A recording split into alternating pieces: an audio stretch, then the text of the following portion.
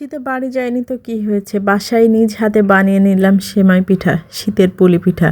তো ওই যে বাজার থেকে কিনে এনেছিলাম গুড়, আর সেই গুড় দিয়ে এই গুড় কিনে আনার পরে ভাবছিলাম কি পিঠা বানানো যায়, কি পিঠা বানানো যায়। পরে মনে পড়লো, ও আমার তো সেমাই পিঠা বানানোই আছে, আমি ওটা দিয়েই রান্না করতে পারি।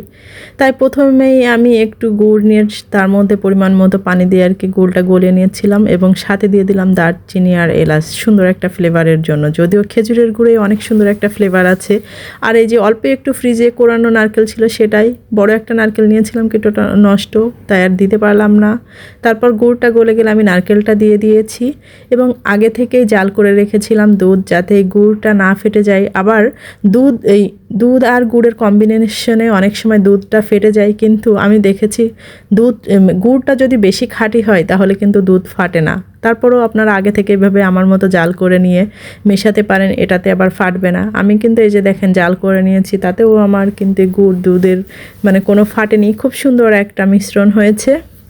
আমার যখন এই যে বলক চলে আসছে, তখন আমি আস্তে আস্তে করে আমার আগে থেকে এই যে সেমাই পিঠাগুলো, শুকনো সেমাই পিঠা, এগুলো আস্তে আস্তে দিয়ে দিচ্ছি। আর ভাবতেছি যে পরিমাণে বেশি হয়ে যায় কিনা, যেহেতু এগুলো রান্নার অভিজ্ঞতা খুব বেশি আমার নেই। তারপরেও চেষ্টা করছি আর কি, মা বা শাশুড়ির মতো যাতে সুন্দর করে পিঠাটা বানাতে পারি। এই যে পিঠাগুলো দেয়া আমার হয়ে গেছে, এখন আমি আস্তে আস্তে নাড়িয়ে দেবো। এই যে ছোট্ট একটা লম্বা চামচ নিয়েছি, এগুলো নিয়ে আমি অনবরত নাড়াতেই আছি যাতে নিচে না লেগে যায়, আবার আমার পিঠাগুলোও না ভাঙে। তো এইভাবে নাড়াতে নাড়াতে একটা সময় এসে দেখলাম যে না, আমার ঝোলটা মনে হয় আস্তে আস্তে গাঢ় হয়ে যাচ্ছে, আবার রস কি একবারেই টেনে নেবে, এই একটা আশঙ্কায় আছি। কারণ এই পিঠাগুলো যদি একবারে রসগুলা টেনে নিয়ে নেয় তাহলে কিন্তু একদমই ভালো লাগে না খেতে। এই জন্য আর কি একটু রসালো রসালোও থাকবে, আবার পিঠাগুলোও একদম সুন্দর সিদ্ধ হয়ে মজে যাবে, তবেই এই পিঠাটা খেতে অনেক ভালো লাগে।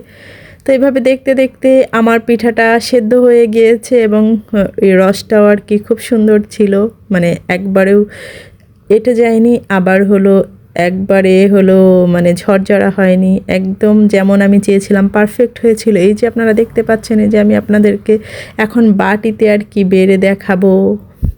এই যে আমি নিয়ে এনেছি একদম বালতির মতো বড় একটা বাটি। তো প্রথমেই ভাবছিলাম যে হাঁড়ি ধরে ঢেলে দিব, পরে বললাম হাঁড়ি ধরে ঢেলে দিলে তো আপনারা দেখতে পাবেন না, আস্তে আস্তে করে। তাই আপনাদের জন্য এই যে বাটিতে আস্তে আস্তে করে চামচ দিয়ে আর কি উঠাচ্ছি আর ভিডিও করছি।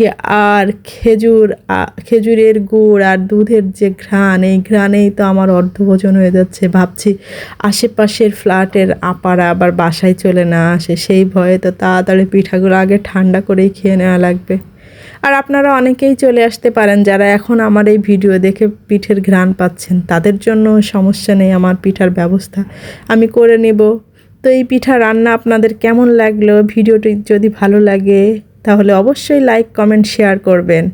আর আপনারা যারা এখনও পিঠা খাননি, শীতের পিঠা, তারা আমার মতো করে এরকম বানিয়ে নেবেন। এই যে আপনাদের জন্য দেখে দিলাম সহজভাবে কিভাবে সেমাই পিঠা রান্না করতে হয়। সবাই ভালো থাকবেন, সুস্থ থাকবেন, আল্লাহ হাফেজ।